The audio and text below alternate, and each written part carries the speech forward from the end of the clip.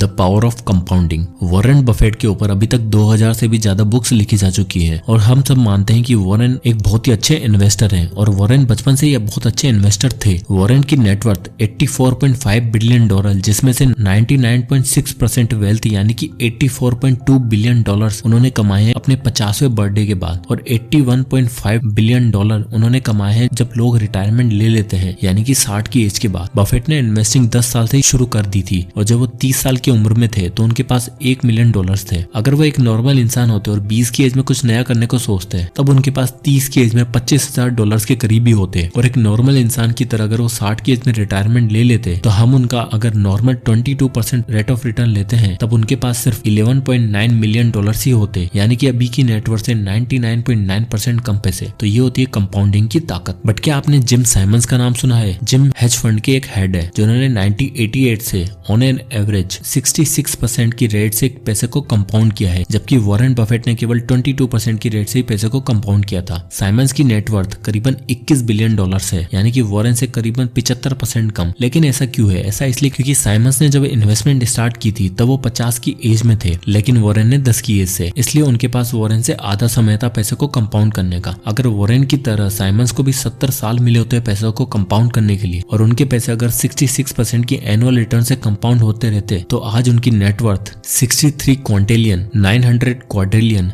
781 trillion, 780 billion, 748 million और $160,000 होती। Don't worry, डरिएगा मत। तो ये होती है कंपाउंडिंग की ताकत। Lesson number 6, save money. Author बोलते हैं कि दुनिया में 3 तरह के लोग होते हैं। पहले जो लोग पैसा सेव करते हैं, दूसरे जो लोग सोचते हैं कि वो पैसा सेव नहीं कर सकते हैं क्योंकि उनके एक्सपेंसेस बहुत ज्यादा है, और तीसरे जो लोग सोचते हैं कि उन्हें पैसे सेव करने की जरूरत ही नहीं है। एंड आई एम श्योर कि आप तीसरी कैटेगरी में तो नहीं आते होंगे। ऑथर बोलते हैं कि building wealth has little to do with your income और investment returns and lots to do with your saving rate. यानी कि अगर आप अमीर बनना चाहते हो तो ये इस बात पर बहुत कम निर्भर करता है कि आप कितना कमाते हो और आपके इन्वेस्टमेंट रिटर्न क्या है, बल्कि आप कितना ज्यादा और कितना जल्दी सेव करते हो इस बात पर बहुत ही ज्यादा डिपेंड करता है। बचपन से हम सुनते आए कि सेविंग करना बहुत ही इंपॉर्टेंट है। सेविंग का मतलब इनकम माइनस एक्सपेंसेस, यानी कि आपके इनकम से अगर आपके एक्सपेंसेस को निकाल देंगे तो जो बचेगा वो आपकी सेविंग्स होगी। बट ऑथर हमें एक्सपेंसेस की जगह ईगो का यूज करने को बोलते हैं, मतलब कि जो आपकी नीड्स है जिन्हें आपको पूरा करना जरूरी है वही एक्चुअल में आपके एक्सपेंसेस हैं। उसके अलावा आप जिस चीज पर भी पैसा खर्च करते हो, जैसे कि वो नया मोबाइल, वो नए जूते, वो नई गाड़ी जो आप दूसरों को दिखाने के लिए खरीदना चाहते हो, वो सब आपके एक्सपेंसेस नहीं, वो आपका ईगो है। आप अपने ईगो को सेटिस्फाई करने के लिए खर्चा करते हो और एट द मंथ आपके पास कुछ भी नहीं बचता है और आपका एक ही जवाब होता है कि यार मुझसे तो सेविंग होती नहीं है। इसलिए अगर आपको अपनी फाइनेंशियल लाइफ पर कंट्रोल चाहिए तो आपको पैसे सेव करने पर ध्यान देना होगा। Lesson number 7, decide your goal.